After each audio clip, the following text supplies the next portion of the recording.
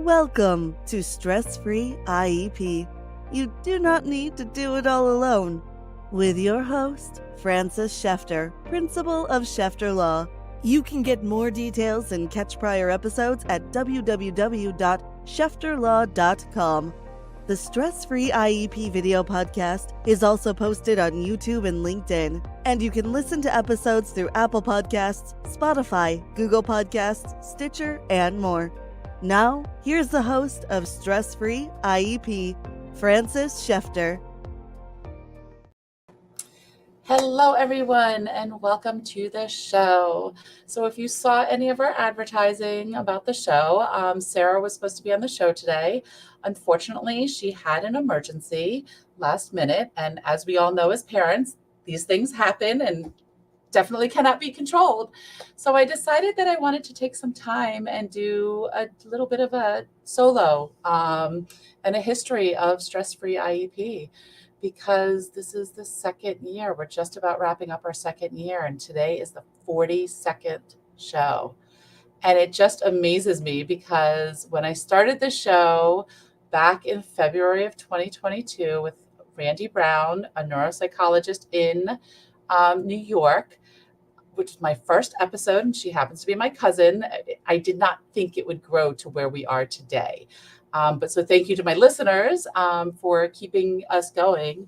I'm booked out into, I believe, March. So we have lots of guests coming up, but I wanted to look back at some of our guests. So Randy was our first episode, and we learned about the numbers in a neuropsych report and why using grades and using age don't really work as well with comparing kids, because of, if yes, you're first grade 4 months, but you could be a 6-year-old in first grade 4 months. You could be a 7-year-old in first grade 4 months, depending on where your birthday is or when you started school.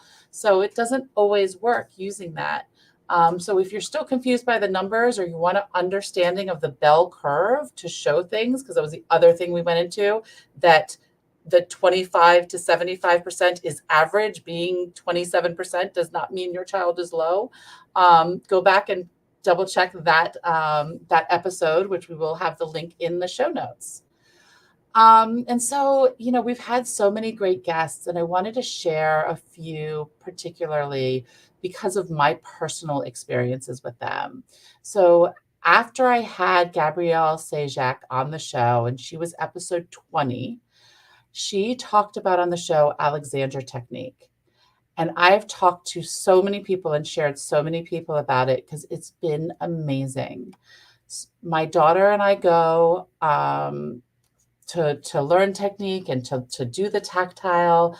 And it's been such an amazing difference in my daughter that I've seen in how she interacts with people and how she's able to self-regulate a little bit more. And so I wanted to share that if you don't know about Alexander technique, which a lot of people don't know about, even other physical therapists, because Gabrielle is a physical therapist, other physical therapists didn't know about it. It's out there, and you can go back and watch episode 20, which again, we'll have in the show notes below, so that you can see what it is and how it works. But I just wanted to make sure I shared that personal experience, because the guests I have on the show, a lot of them I've used or I recommend to other people, and they've always come back as that they were excellent, and they really helped the clients that in whatever area that may be.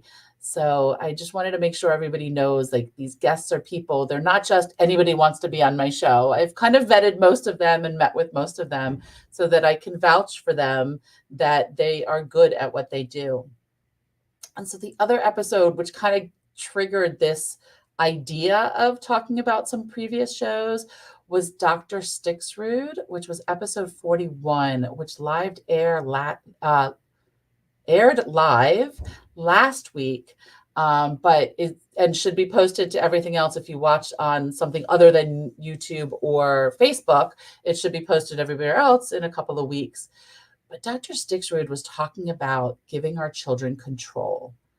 And if you watch that episode, you saw, me giving up control is hard enough to begin with, yet alone giving control to a 9 and a 6-year-old. But I took that step back and listened to what he said. You saw the show, I mentioned about how hard mornings were and how they were fighting, and I was stressed and having anxiety, and the kids were stressed. It was just not a great way to start our day. So I sat down after that show and had a conversation with my older daughter and said, "Hey, Hannah, it's really stressing me out on the mornings. I don't like it. What do you think we can do to make it better?" And she said, "If I'm woken up by an alarm." Okay, I could see that. Anything else I need to do? She's like, "Well, the reminders still work." I'm like, okay. So the next morning, I set an alarm on my phone and brought it in there and woke her up by the alarm. And for the first time in probably ever, we had a nice, calm morning where she came downstairs, she was ready. She even had time for me to make breakfast instead of having a smoothie as she ran out the door. And there was no stress. And it was such an amazing experience that, like, the rest of my day felt better. So, like, yes, giving our children control, but it wasn't giving her control of anything other than herself and how our mornings were going to look like interacting. And, there's been some other things I've done with Hannah and then my younger one, Esther, in just giving them choices. And it's made such a difference. With Esther, she has a little bit of anxiety, doesn't like to leave the house. A lot of people know, doesn't want to. And just taking when she gets dysregulated, and I'm forgetting which show it was, but about when a child gets dysregulated, how if you get dysregulated and yelling and screaming and ordering and demanding, it's not helping because she's just going to get more dysregulated. Whereas when I took the step back and said, I know, Esther, I know it's really hard and you don't want to leave the house, but sometimes we need to do what we don't want to do just because that's what it is. And so can you do me a favor and can we just get dressed and go? It was going to Taekwondo, and go with Daddy to go to Taekwondo. And then you'll see me again when we get back, because she's also very attached to me. Well, she did. She calmed down. She got dressed. She then went to Taekwondo. What happened at Taekwondo might be a little bit different, but she at least got up and went, and we didn't have that screaming battle. Because as Dr. Stixrud knew, and as it said, and as all of us parents know and guardians know, we can't force our child to do anything. Maybe under the 3, we can pick them up and put them in the car, throw the clothes on them, things like that. But as they get older, we really can't force them. And getting into a battle with our children that nobody's going to win, it's not benefiting anybody, is just a waste of time and stress for all of us. And as a parent and a parent of neurodiverse children, we're stressed enough. If we can reduce that stress, I know for me, it's helpful. So I wanted to share those experiences with you. As you all know, a mother of 2 neurodiverse children, and how this show has helped me implement a lot of these things to move forward and to take the step back as a parent and look at how I can help and how I contribute to. And look, we're parents. It's reality. We get dysregulated as well. Our kids saying and doing certain things definitely trigger us. And it's hard, trust me, I have the hard time too, to not be triggered, or to at least be aware of the trigger and step back and not let it get us fully dysregulated as well. Because while it's okay to show our children that we're dysregulated, when they're dysregulated, they really need us to be their calm and to help teach them how to regulate their emotions. So those are a couple of shows I wanted to highlight and I wanted to talk about. I am so excited for 2024 and some of the guests we have. I'm really excited about it. I am going to highlight one because I'm really excited about Darnell Henderson is supposed to be on the show. And he is the attorney for PG County Public Schools. And I'm so excited about this because Everybody's going, wait, don't you sue the school systems? Why would you have an attorney from the school system on the show? And when Mr. Darnell and I talked about it, it was, you know what? It is good because he and I have a decent relationship. We might disagree, and that's okay, but it doesn't have to be adversarial in the sense of we can still be respectful of each other and get to our goals, or agree to disagree. And if we have to go to court, we go to court. But it's just the fact that having somebody from a school system, I think, is just going to be a new look onto how different things are.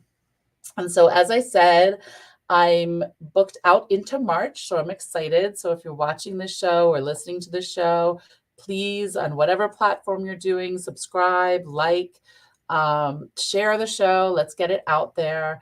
I really like helping families, and that's where this show came from. Know what's out there, because when we get a new diagnosis as a parent for our children, I know for me, like, where do we turn? Who do we talk to? Who can be in our community? Who's our community? Because as everybody says, it takes a village to raise a child. So we as parents need to develop our community. And that's my show is about, is to help show people who's out there in the community and who can be part of your community to help raise your child. Please share the show, like, subscribe. And I keep saying this, and I truly believe it. If you have somebody that you think would be great on the show, or a topic, if you watch my my little short videos, or a topic you think you want me to talk about, please feel free, comment below, send me an email at info@shefterlaw.com, and we will take those into consideration when I have guests and when I have topics. So here we are. Thank you all so much for listening. I couldn't do this all without you. And thank you for my fabulous team that helped me get off the ground running, which is Video Socials. Give a shout out to them and their VIP services. Thank you so much, and Happy New Year and happy holidays for those that are watching live. And if you're not, have a great new year, because you're still listening and it's the beginning of the new year, hopefully. See you all soon. You've been listening to Stress-Free IEP with your host, Frances Shefter. Remember, you do not need to do it all alone. You can reach Frances through shefterlaw.com, where prior episodes are also posted. Thank you for your positive reviews, comments, and sharing the show with others through YouTube, LinkedIn, Apple Podcasts, Spotify, Google Podcasts, Stitcher, and more.